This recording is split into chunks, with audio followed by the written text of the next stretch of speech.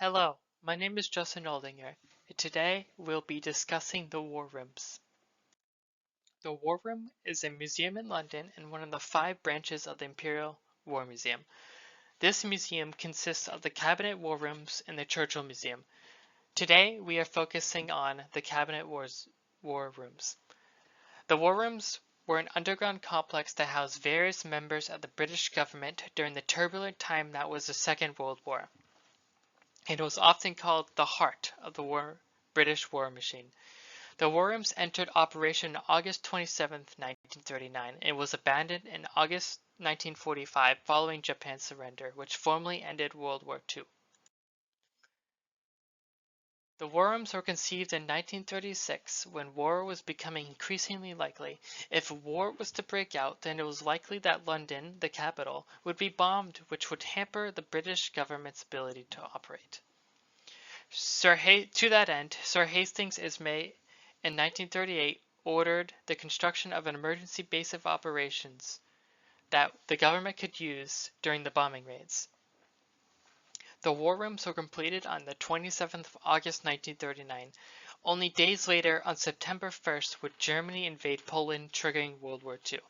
So it was extremely fortunate that the bunker was built in time. The Battle of Britain and the Blitz were very important events during the war. The Battle of Britain was a clash for air supremacy which occurred over the British Isles. This air supremacy clash slowly morphed into the Blitz, which involved a massive bombing campaign primarily done at night.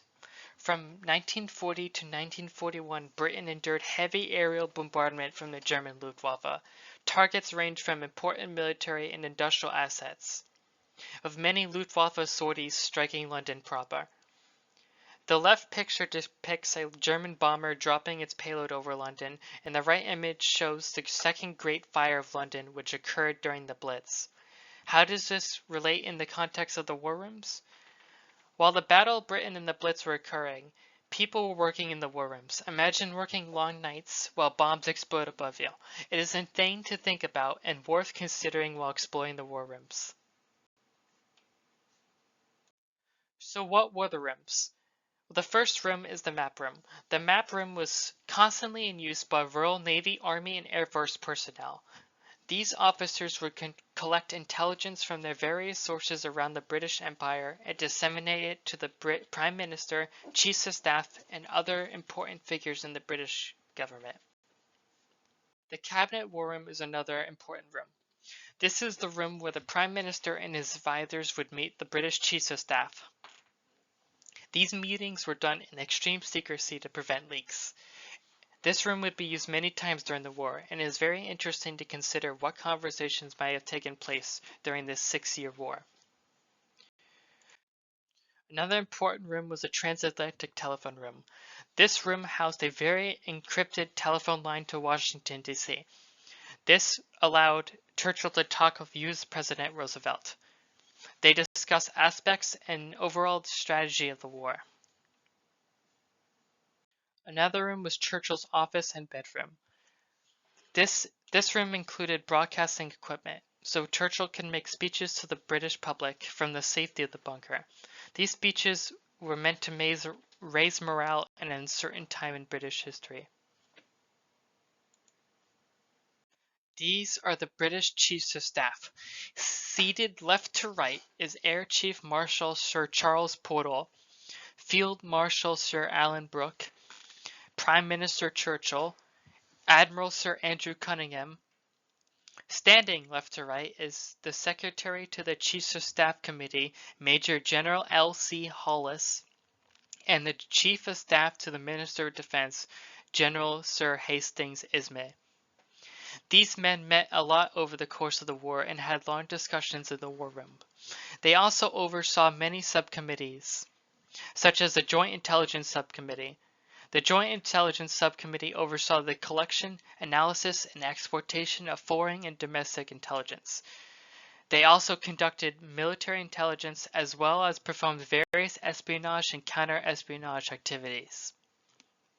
Lord Ismay in particular was very important for the British war effort.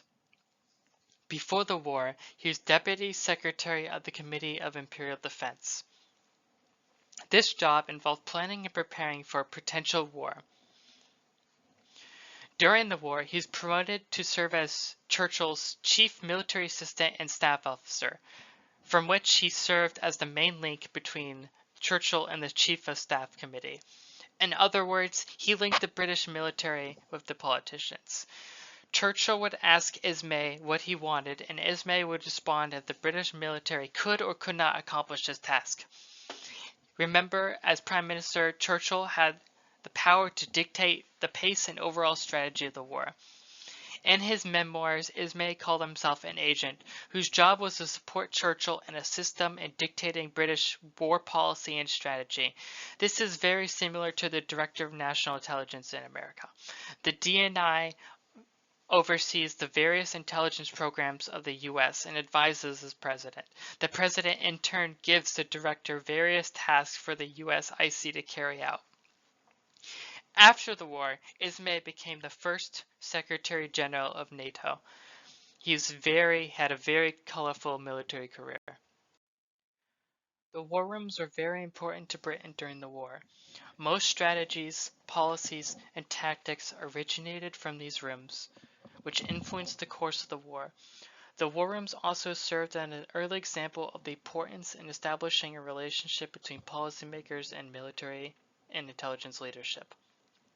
Additionally, history is made in these rooms. We owe our continued freedoms to the men and women that worked tirelessly around the clock to bring an end to the war.